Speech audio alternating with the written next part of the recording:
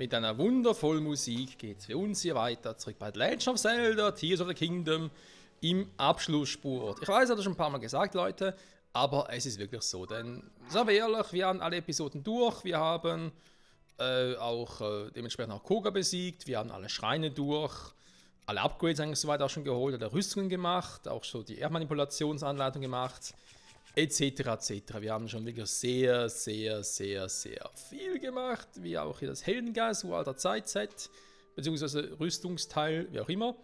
Wenn du den Geist des einzigen Retters und Heilbrunnen dich aufnimmst, nimmst du das Aussehen des Helden an. Die Macht der großen Werte im Abwehr Maximum erhöht, das stimmt. Ist aber trotzdem, finde ich, noch erstaunt, dass der eben wie so eine Mischung aus Sona und Gerudos aussieht, ne? Dem seine Geschichte würde ich doch gerne mal erleben. Und sei es irgendwie eben im kommenden Warriors Abenteuer, ne? Da geht es irgendwie Zeit der Verheerung oder so heißt es, glaube ich. Ne, warte mal, Quatsch. Hatten wir ja schon. Weiß gar nicht mehr, wie es hieß, aber auf alle Fälle soll sie sich in der Vergangenheit drehen. In der Zeit, in der ja Zelda gestanden ist, mit Königin Rauru und Königin Sonja und so. Quasi einen Besiegungskrieg aus der Perspektive sieht und ganz ehrlich, man kann dort Link ja nicht spielen. Also es muss irgendwie dann, und sei es auch ein paar Jahre später, so innerhalb dem Spiel selber noch eine Option geben, zu sagen, hey, wir treffen da auf eine Verheerung Ganon, die ja, wie wir mittlerweile wissen, irgendwie eine Interpretation oder eine Ausgeburt von Ganondorf ist.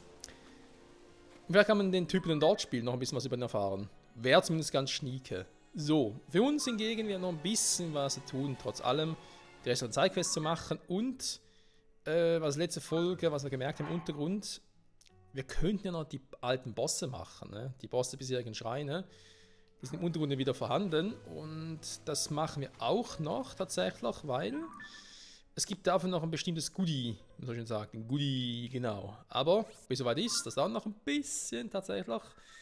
Das ist jetzt Folge 243, ne? Ich will so um Folge 250 rum, will ich dann zu Gandalf gehen, dann machen wir auch den Switch auf die Switch 2 Version, weil dann will ich auf 4K umschalten und so. Bis dahin lassen wir noch so, wie es ist, auch schon damit ich ein bisschen was zum Vorbereiten und Testen habe. Weil 4K-Aufnahme, natürlich auch so, damit es für YouTube passt, ne? Das könnte vielleicht ein Problem werden. Also, was Problem? Nicht so ein Problem, aber es könnte vielleicht tricky werden. Bis ich das richtige Ding habe. Warte mal, machen wir. Soll einen Kälteschutz nehmen? Ja komm, kann Dinge mal ein bisschen aufbrauchen. Haben wir dann ein bisschen was Neues dann fabriziert und so. Also, die Wüste bei Nacht, beziehungsweise früh morgen, whatever. Oh, ich habe Tooling gar nicht mehr drin.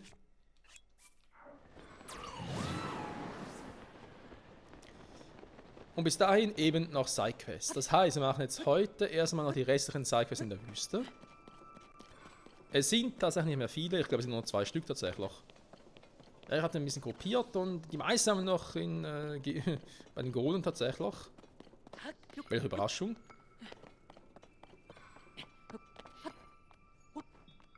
2, 3 gibt es noch in Hyrule selbst so, aber eben es sind nicht mehr viele. Und dann natürlich die ganze Questreihe um die Ställe, beziehungsweise die Wilzerin bei den Stellen, das hingegen den Spaß, da habe ich sicher 1, 2 Folgen dafür brauche.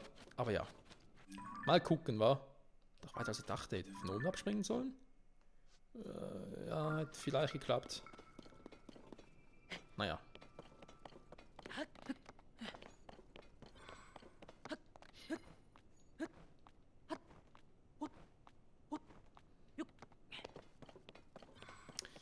Wird auch so klappen.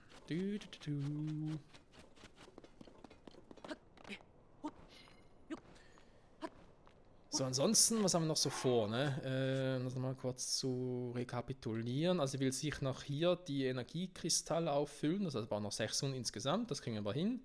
Das ist auch kein Problem. Ich würde dann auch nochmal gerne ein bisschen kochen tatsächlich. Und so ein paar Dinge haben. Wir sind also ein paar Tränke für Hitzeschutz und Kälteschutz. Doch Elektroschutz oder so, kein Plan. Tulin, dein Job. Tulin, schieß mal. Danke.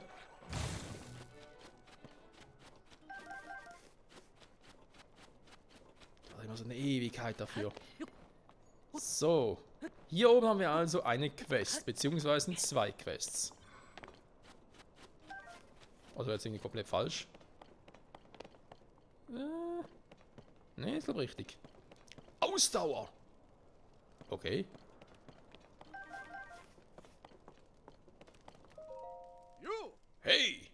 Ich bin Dakon, Meister der Ausdauer. Und wenn du es bisher geschafft hast, musst du ebenfalls über eine Menge Ausdauer verfügen. Der grüne Balken ist voll, insofern ja. Was sagst du zu einem kleinen Ausdauerwettstreit hier im widrigen Klima des Geodo-Tals? Jetzt sind jeder 50 Rubine und der Sieger gewinnt alles. Der Gewinner gewinnt alles. Mhm. Das wollte ich hören. Kälte-Ausdauerwettstreit. Gewinner gewinnt alles. Ja, das hast du schon erwähnt. Und zwar von morgen Abend an bis zum Sonnenaufgang. Okay.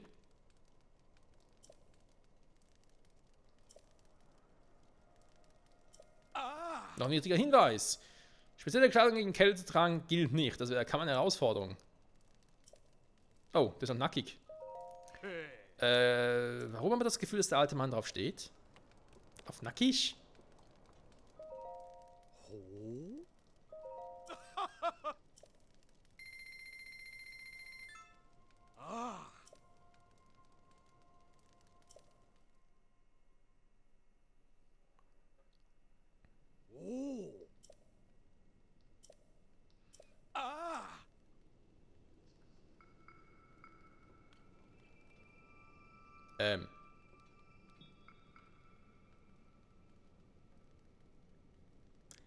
Nicht euer Ernst, liebe Entwickler.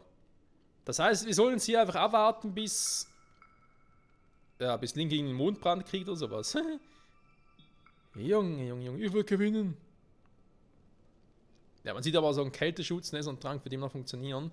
Aber natürlich jetzt ein bisschen doof gemacht, ne, weil, ja, ich habe sonst keinen weiteren dabei, aber es ist ja genug Herzen dafür, ne, also. Das ist jetzt gar kein Problem. Aber ist durchaus interessant, ne? Scheiße, das wäre jetzt ein richtiges, naja, geiler Zeitpunkt für eigentlich so ein Podcast-Thema, ne? Ja, was soll ich sonst noch erzählen? Wir haben schon so viel hier diskutiert gehabt und so. Sei es über die Spielereihe hier, sei es über andere Spiele und so. Oder eben Spiele, wo ich sage, hey, da wäre mal ein Remake cool.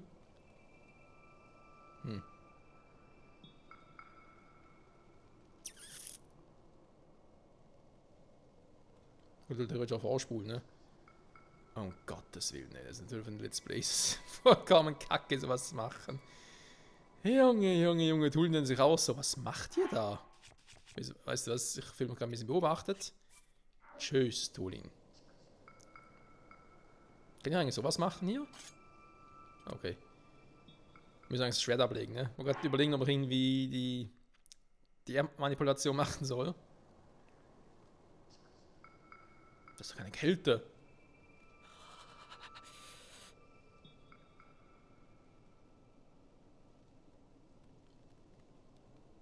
Das ist eine berechtigte Frage, war? Würden überhaupt meine Herzen reichen?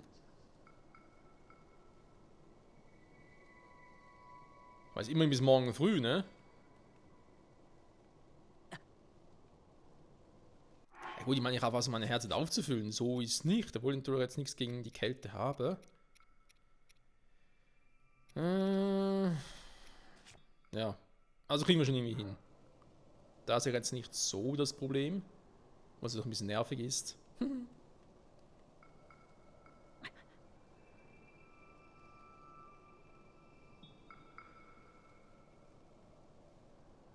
Ich frage mich, ob irgendwie auch so ein Item zum Beispiel von den Sona irgendwie nutzen könnte, um mich ein bisschen zu wärmen. Theoretisch. Aber nein. Ich will nicht unbedingt mogeln, wenn es jetzt sein muss, ne? Ja. Ansonsten so.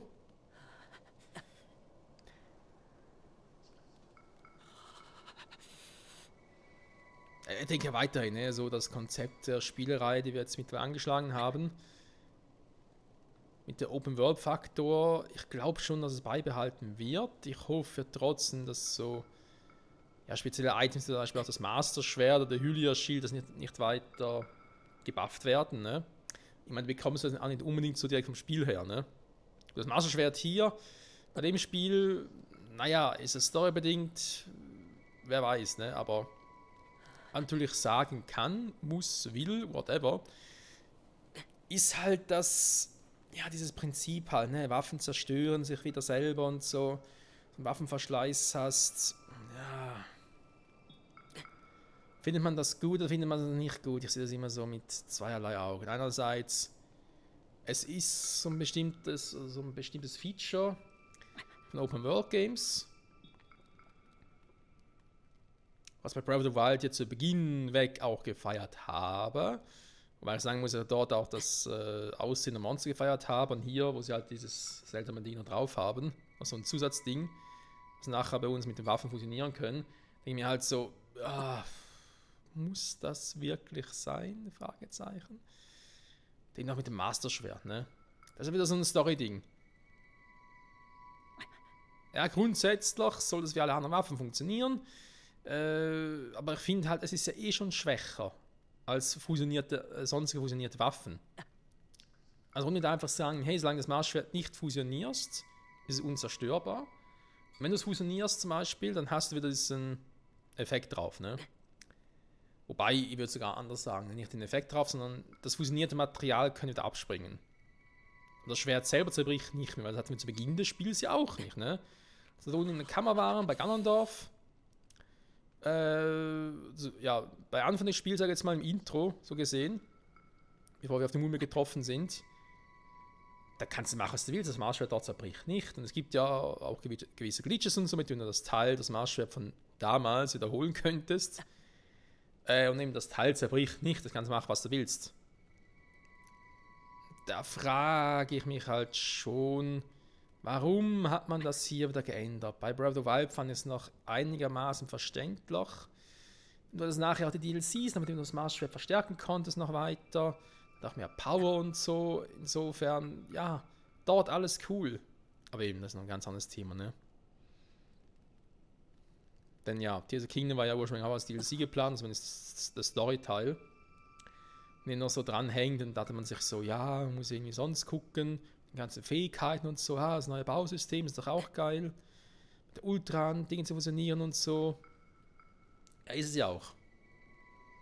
Aber eben, dass man nachher keine DLCs mehr bringt zu dem Spiel. Aber gut, Hankerum kann natürlich auch sagen, was willst du als DLCs noch bringen? Warum eben hat man irgendwie die ganze Sheikah-Technologie einfach entfernt? Ja, also die ganzen alten Schreine, die Titanen, die Wächter, gut, dass man die weggeschafft und nicht mehr funktioniert haben, nachdem die Verehrung gar nicht besiegt war, das verstehe ich noch. Das hat Zelda am Ende von Breath of the Wild erwähnt, dass sich Haruta nicht mehr bewegt hat und deswegen der König dazu, also wollte, dass wir zu ihm gehen und das mal anschauen. Also soweit ja noch verständlich. Aber was ich einfach nicht verstehe, ist der verdammte Sheikah-Stein. Dass man den ersetzt hat. Ja, man kann auch da wieder mit dieser Argumentation kommen, aber ganz ehrlich, Leute. Das wäre dasselbe, wenn man damals bei Majora's Mask gesagt hätte, ach, der Ocarina der Zeit funktioniert nicht mehr, seht ihr ihren Zweck erfüllt, hier ist ein neuer Ocarina. Wisst ihr, also von dem her, also wenn es das hätte man beibehalten können, statt das pure Ding draus zu machen. Also wirklich, ey. Im Endeffekt ist dasselbe, nur dass du halt keine Sheikah-Module mehr hast.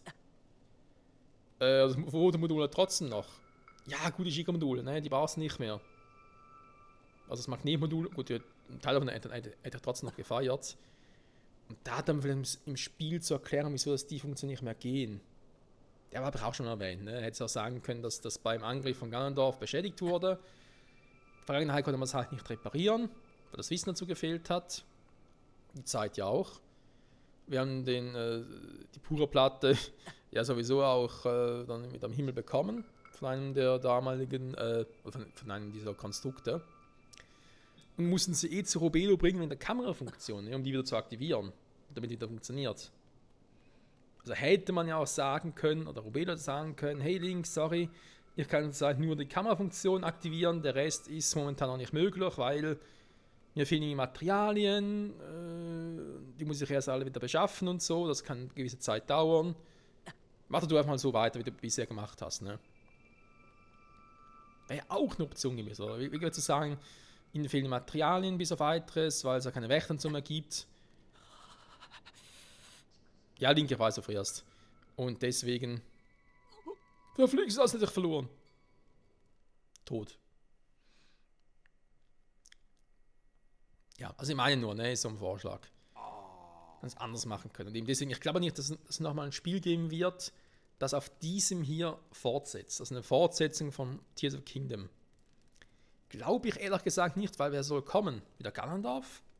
theoretisch eine Möglichkeit, ne? Wird wiedergeboren und so, aber dass man sich vielleicht wirklich eher in der Vergangenheit darum kümmert.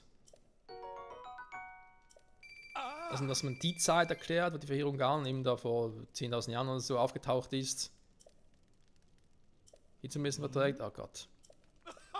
Und dieser Heldengeist aus uralter Zeiten so aufgetaucht ist. Das könnte man, das fände ich irgendwie noch ganz cool, wenn man sowas machen würde.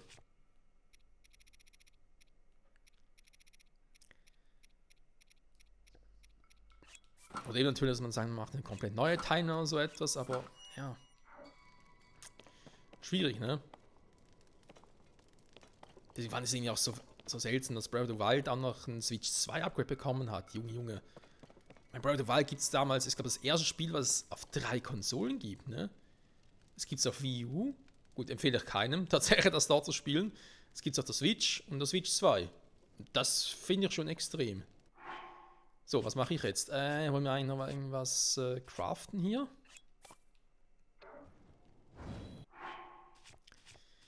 Also materialtechnisch und so. Habe noch irgendwas Vernünftiges, sag jetzt mal.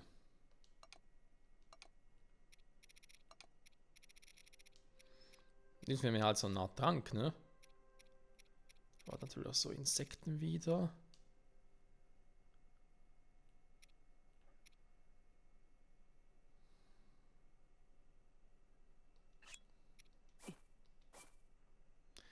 Zwei, das was ich mal davon nehme. Und dann, jetzt gibt es auch noch Monsterzutaten.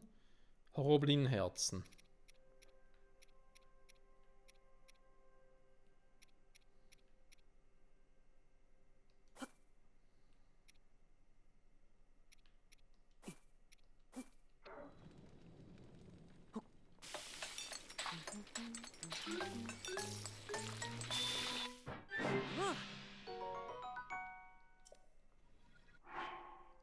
Der Kälteschutz hat was für sich, muss ich zugeben.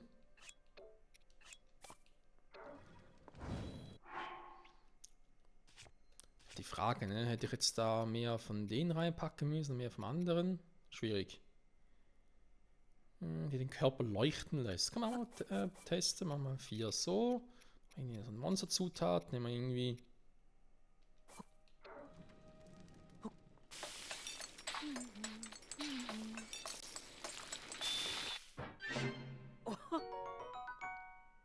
Level 3 dafür 11 Minuten, ne?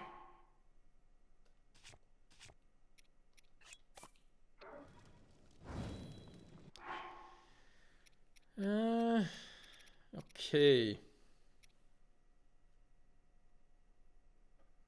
Gegen Hitze stehen lässt. Ich habe noch ein paar.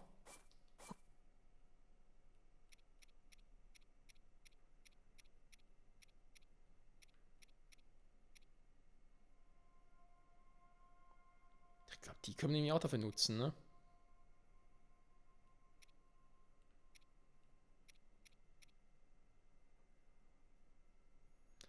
Vielleicht mal von denen ein paar nehmen.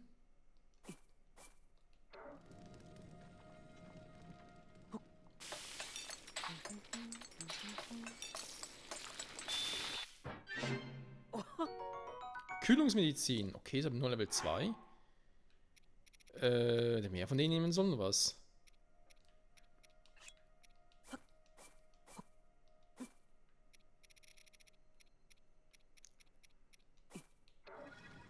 Oh. Da war ich ein bisschen vorschnell. Zuerst das hier. Dann so.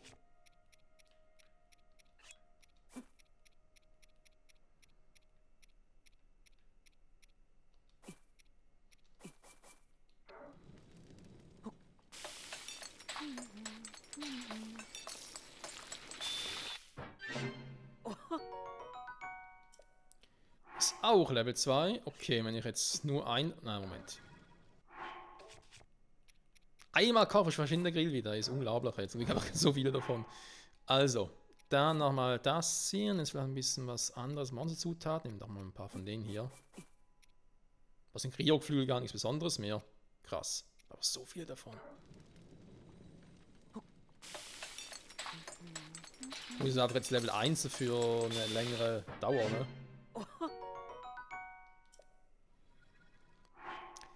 Ist trotzdem durchaus interessant, ne? Jetzt haben wir Kühlungsmedizin, wir haben noch eine Scharfmedizin. Zwar nur Level 1, aber hey, reicht eigentlich. Wir haben ein Elektro-Ding noch. Zumindest noch so ein paar Medizin-Dinger hier, ne? Ist auch cool. Also, weil dann muss ich natürlich mein Herz nicht auffüllen. Jetzt der Hitzeausdauerwettstreit.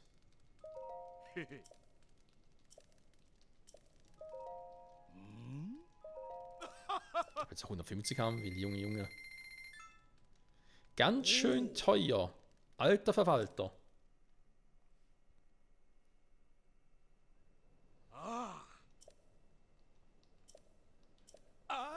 Ja, also Real-Life-Mails kann ich sowas im Fall gar nicht, Freunde, weil, also nicht nur wegen Sonnenbrand und so, sondern vor allem wegen meiner Sonnenallergie.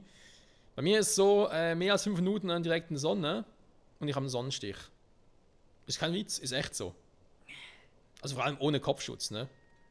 Problem ist wirklich mein Kopf, also bis zum Hals hinunter. Darunter habe ich tatsächlich nicht so Probleme, ne? Also mit dem Rest des Körpers und so. Weder, dass ich irgendwie mit der Haut Probleme hätte oder auch nicht irgendwie. Warte mal, das ist doch. Verbrauchen muss. Die Füße war sicher Level 2. So. Ich darf nicht verlieren. Genau. Ja, also eben, von der Haut her und so gar keine Probleme, auch wegen Sonnenbrand und so bin ich da eigentlich nicht so anfällig dafür. Natürlich, wenn ich den angreifen würde, und bei solchen Dingern würde ich auch hinkriegen. Sehr schnell vielleicht auch. Aber ja, also mit dem Kopf von so einem Sonnenstich, das ist echt eklig bei mir. Es spielt ja keine Rolle, ob ich irgendwie lange Haare habe oder kurze Haare, ist scheißegal. Das ist nicht schön.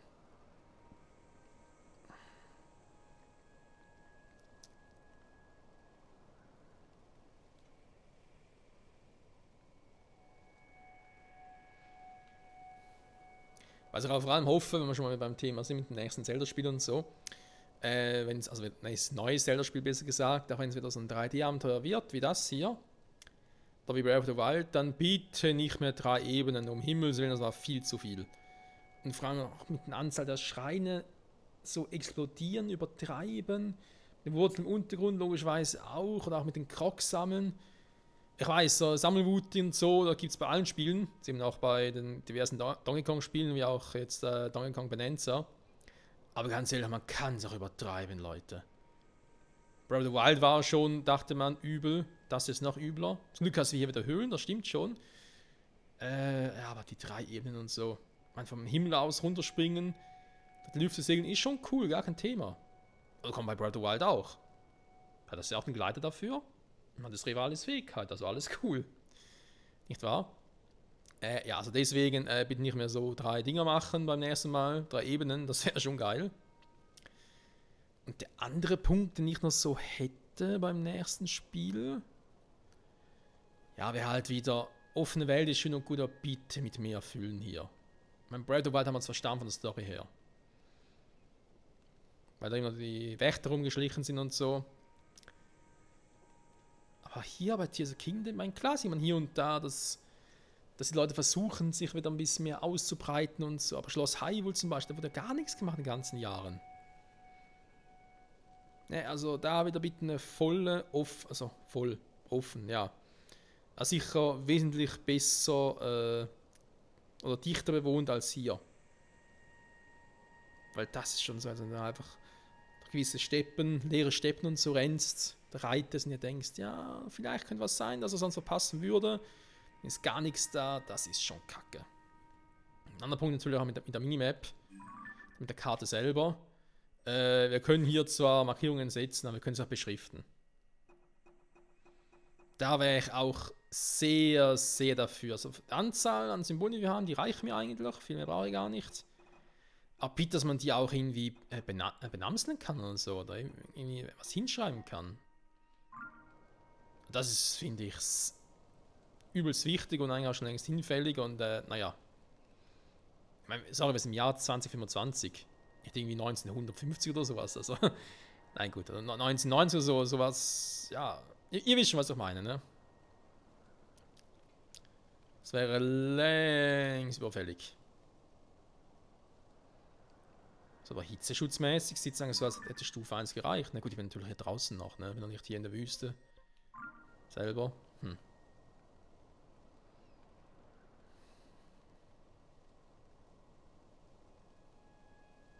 Fragen Sie natürlich auch mit dem Kampfsystem und so, ne? Also ich persönlich hätte ja gerne wieder die Kampftechniken aus Twilight Princess zurück. Da die, wie hießen die schon wieder? Die Techniken. Warte mal, die okkulten Künste ist nicht so. Die fand ich so geil, ey. Das war echt mega. Ich hätte auch gerne zurück, wenn ich ganz ehrlich sein darf. Andere Features halt, zum Beispiel im Vorgänger hattest, ne? Wir hatten bei Breath of the Wild konntest einen Wolflink Amiibo einscannen, kam Wolflink hinterher. Das hatte den Grund, weil es ja eben auch für die Wii U erschien, Breath of the Wild. Und auf der Wii U gab es eben noch die HD-Remakes, beziehungsweise die HD-Ports von The Princess und The Wind Waker. Und deswegen gab es eben das Wolflink Amiibo. Die Wolflink-Option, aber ganz ehrlich hätte man hier nochmal einbauen können, also sorry, aber verstehe ich auch nicht. Generell, ne? Twilight Princess HD und Wind Waker HD auch nochmal für die Switch 2. Bitte, bitte. Den Port dafür auch noch machen. Weil ganz ehrlich, dass wir irgendwann vielleicht mal in den Genuss eines Wii U E-Shops kommen, sage ich jetzt mal. Zwar einfach stark, sondern gerade mal ein Gamecube für die Switch 2. Da wird es eine Weile dauern, bis das alles ausgebaut ist und so. Wir haben da schon den Wind Waker drauf. Das ist cool. Aber sorry, auch wenn ich den Wind Waker auf der Switch 2 zocken kann, wenn ich die Option die Möglichkeit habe, mit mir die fangen an zu wackeln, ja, machen wir ein bisschen hin, wenn ich die Option habe, eine Wii U anzuschließen und den Wind Waker HD habe, ich zocke da lieber den Wind Waker HD. Nein, schon wegen Ladezeiten und allem möglichen. Aber ja, ist natürlich. Ja, da müssen wir noch ein bisschen drauf warten, weil auch schon marketingtechnisch macht das nicht viel Sinn. Die beiden HD-Spiele zu bringen, solange hier der Gamecube Emulator, sag ich jetzt mal auf gut Deutsch gesagt, für die auf der Switch 2, solange noch so relativ neu ist. Das macht ja weniger Sinn. Deswegen, ich glaube oder befürchte, wir kriegen frühestens in 2 Jahren dann einen Port dafür. Wäre schon doof tatsächlich, also finde ich zumindest, weil ich habe die Spiele in der HD-Version geliebt, habe sie auch Let's Played. Klar, wenn noch eine Wii U herumstehen und so, aber sorry, aber ja, wenn wir mal Bock drauf haben, können sie natürlich auch anschließen, ist klar. Trotzdem, wenn schon die Option gibt, dann zu sagen, hey, warum auch nicht so? Weil Skyward Sword HD gab es für die Switch, den kann man auf der Switch 2 logischerweise auch spielen, ne? Da bin ich auch gespannt, ob es dann noch irgendwie so ein Upgrade-Ding gibt. Weil, jetzt gerade, Skyward Sword HD, erschien das nach Breath of the Wild? Ich glaube schon, oder? Bin aber nicht mehr sicher, ey. Sonst wäre das Teil ja uralt. Warte mal. Breath of the Wild, Tears of the Kingdom kam 2023 raus. Ja, er war auch schon alt.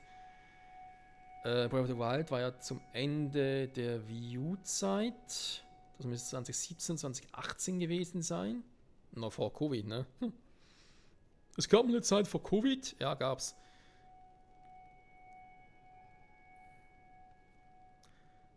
Ne, warte mal.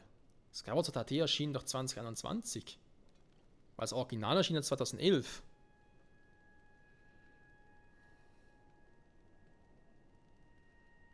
Doch, das war Herbst 2011, das weiß ich noch. War eins meiner. Ich glaube, mein zweites Zelda-Spiel, was ich Let's Played habe.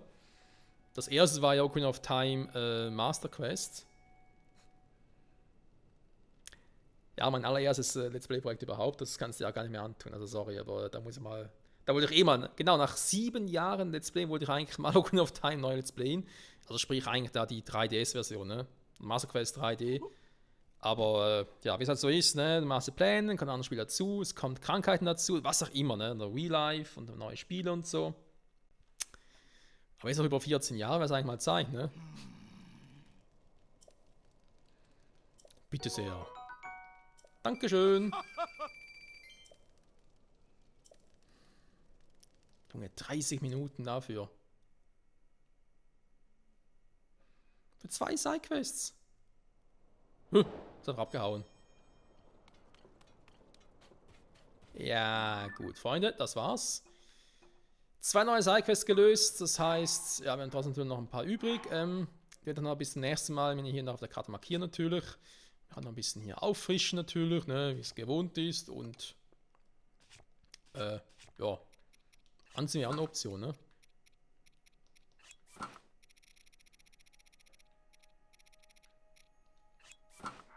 So.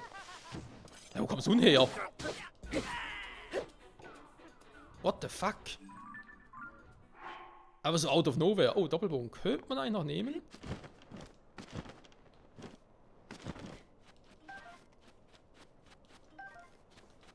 Ist das hier einfach gespawnt? Ohne Anmeldung, ohne nix, einfach so, hallo, hier bin ich. Hä? Okay, creepy.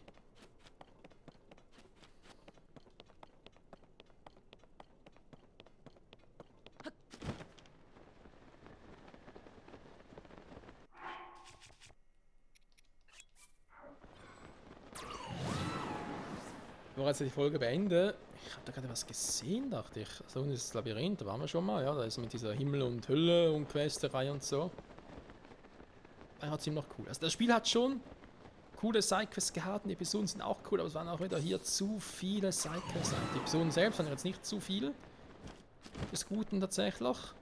Aber auch hier im Himmel und so, meist leer. Ja, hatten wir bei Skyward Sword auch, okay, aber da waren andere Umstände, ne? Skyward Sword war ja ein reines Wii-Spiel, das erste Wii-Spiel, ne? War ja ein Launch-Titel.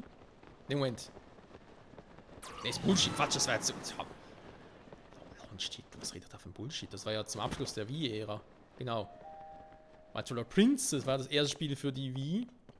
Gleichzeitig aber natürlich auch für das Abschlussspiel für den Gamecube. Es sind auch viele sagen, ja, nur die Gamecube-Version ist einzig wahre Virtual Princess. Das kann man jetzt so oder so sehen.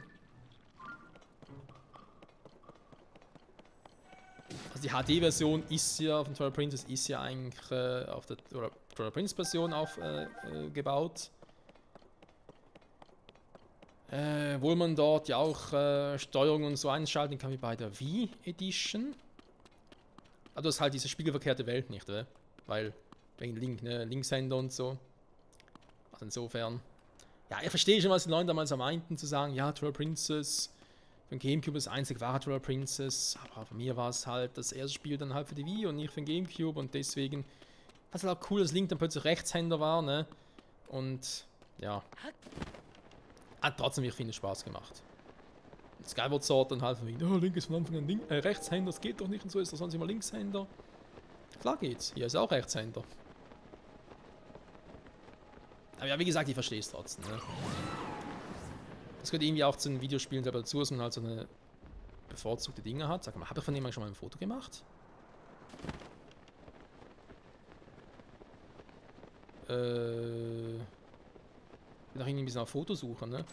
Ich muss eh mal noch Fotos von Endbossen machen. Das ist ein weiterer Grund, wieso wir die überall noch machen müssen.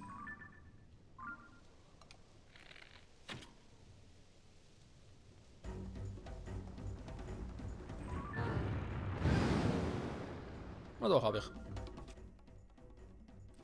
Aber das Ding funktioniert bei ihm sicher nicht, dafür ist es zu groß.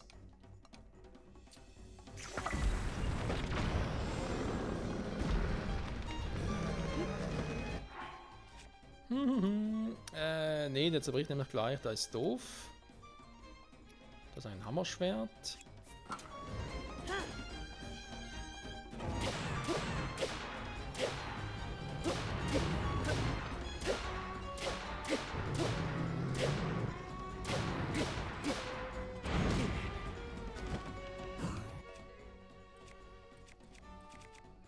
Das war ein Fehler, Alter. Und du wirst weggebrutzelt.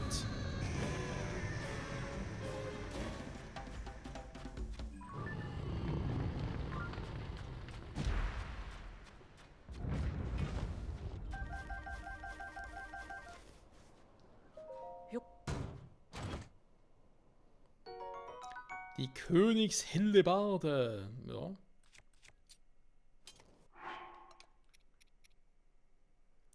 Bist du Barde? Nimmst du eine Hellebarde.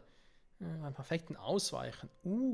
Der ist nicht schlecht, der Effekt tatsächlich. Den haben wir, glaube ich, hier schon mal drauf. Das finde ich, kann man generell gut machen. Jetzt, was packe ich jetzt da drauf, ne?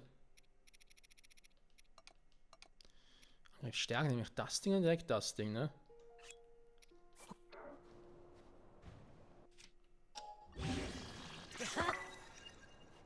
Ja, passt doch. Das Ding hat nur 29er Stärke. Wieso habe ich eigentlich ein Feuerechsel-Fasson draufgepackt? Ein Feuerding braucht, das macht ja gar keinen Sinn.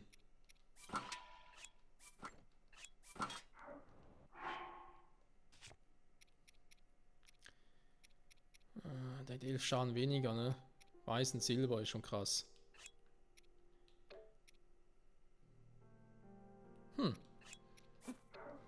Nachdem er noch.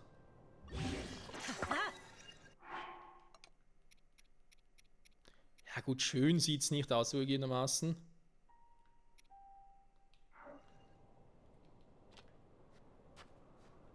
Ah, haben wir schon aufgemacht, ne? Kommen wir noch kurz in die Folge hier rein, ne? Gehen wir schnell zurück nach Taburasa. Aber muss man so machen. Ach, will es mir wieder von der Waffe wegnehmen und dann was anderes draufpacken, tatsächlich. Dazu erst wegen, ne, sieht doch cool aus und so, aber irgendwie passt mir optisch doch nicht.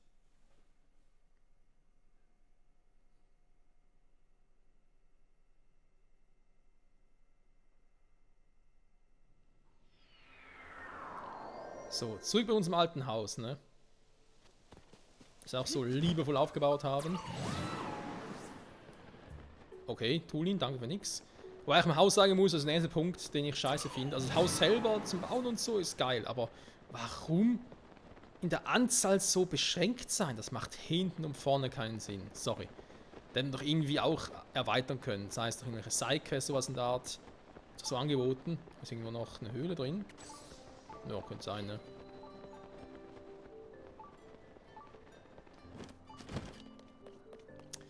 So, ich brauche noch ein paar Dinger hier.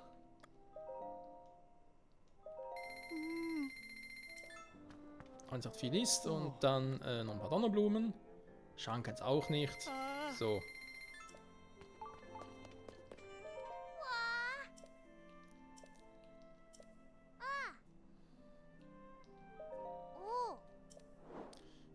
Bis natürlich die Waffe, die ich gerade ausgerüstet habe. Jo.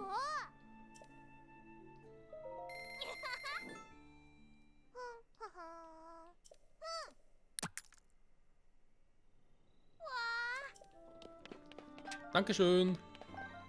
So, jetzt aber nochmal richtig, ne? Also einmal den hier. Den mal direkt auch noch. Warum? Das seht ihr gleich.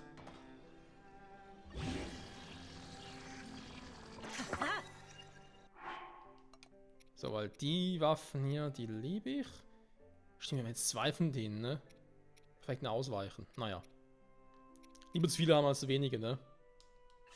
Jetzt haben wir noch so eine Waffe, ist auch cool. Aber das kann man ausprobieren, genau.